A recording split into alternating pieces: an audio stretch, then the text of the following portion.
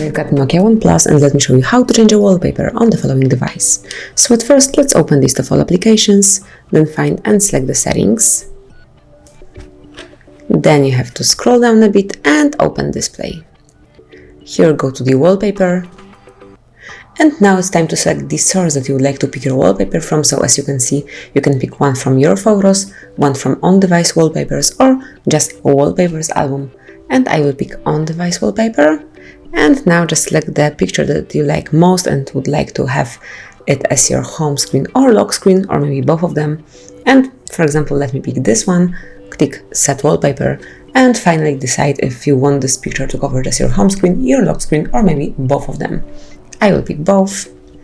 And as you can see, from now on, this brand new wallpaper is covering both your home screen and also the lock screen. So that's basically all. This is how you can update your home screen in Nokia One Plus. Thank you for watching. Please subscribe our channel and leave the thumbs up.